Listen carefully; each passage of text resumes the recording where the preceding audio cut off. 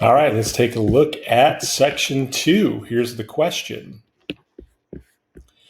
The Civil War had revolutionary effects on American society, the most important of which was the destruction of slavery, the fundamental institution of Southern society.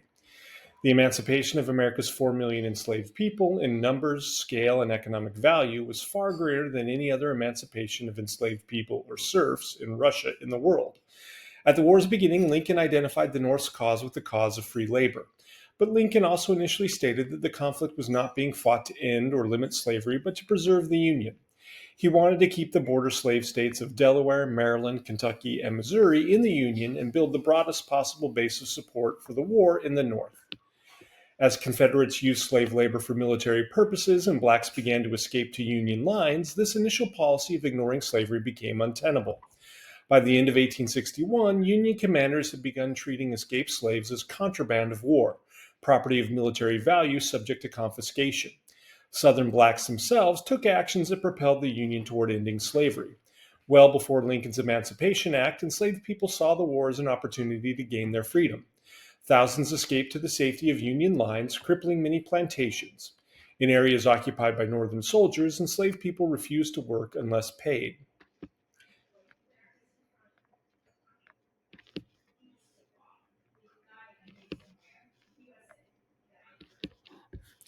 Anti-slavery Northerners pressed the federal government to realize that slavery was the basis of the Southern economy and its military capacities, and they insisted that emancipation was required in order to weaken the South.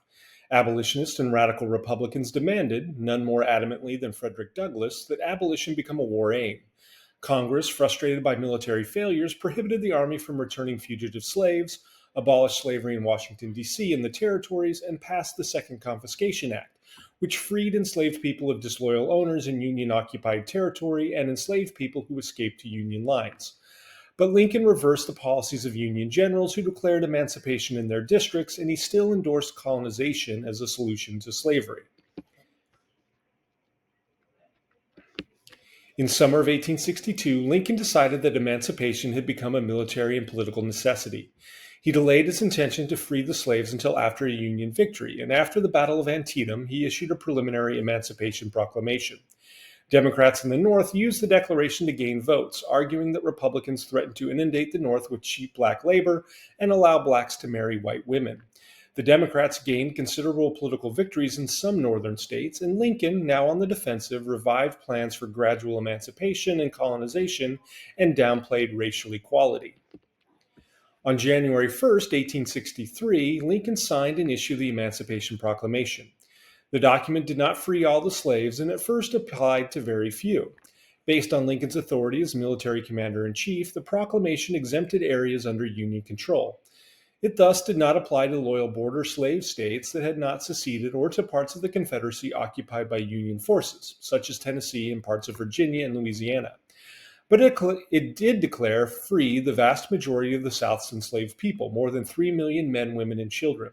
Still behind Confederate lines, these enslaved people would be free only when Union military success made them so. The Emancipation Proclamation made the Union Army an agent of freedom and promised the death of slavery by combining the goals of abolition and preserving the Union. It altered the nature of the Civil War and the course of American history. It also represented a change in Lincoln's thinking. Lincoln did not mention compensating slaveholders for the loss of their slaves, nor did he mention colonization. The order committed the North to enlisting black soldiers in the Union Army. Emancipation in the United States, unlike elsewhere, was immediate and offered no compensation. The Civil War, begun to preserve the nation, now promised a revolutionary transformation of Southern life and a redefinition of American freedom. Without colonization, emancipation meant incorporating freed slaves into American life. A new system of labor, politics, and race relations would have to replace slavery. The proclamation's provision allowing blacks to enlist in the Army had far reaching effects. Although the Navy allowed blacks to serve as sailors, they had been excluded from the Army. Lincoln's administration first refused to allow blacks to enlist, fearing that it would alienate white soldiers in border slave states that stayed in the Union. But a few Union commanders enlisted soldiers who were contraband, as happened in South Carolina. Only with the Emancipation Proclamation did significant black enlistment begin. By the end of the war, 180,000 black men had served in the Union Army and 24,000 in the Union Navy. 1/3 died in battle from wounds or disease. Black soldiers and units received considerable notoriety after showing great heroism in battle, such as the 54th Massachusetts and its assault on Fort Wagner, South Carolina, which occurred in 1863 and was popularized in the film Glory. Most black soldiers were emancipated slaves who joined the army in the South. Many were enslaved people from loyal border states excluded from the Emancipation Proclamation, where enlistment was, for most of the war, the only road to freedom.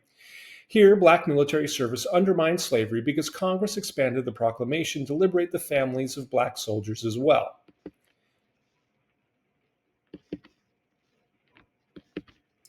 Military service was liberating for many black soldiers who earned a new sense of dignity and rights. As veterans, many of these troops became community and political leaders, including many of the Reconstruction era. Within the Army, however, black troops received discriminatory treatment, including being led only by white officers, being more often assigned to work rather than combat duty, and at first receiving unequal pay. They were targeted by Confederates who executed some black prisoners. But black soldiers' service ensured that they could make claims on the government for equal rights and citizenship in the war's aftermath. So that's our second section. We'll be back with the third next time.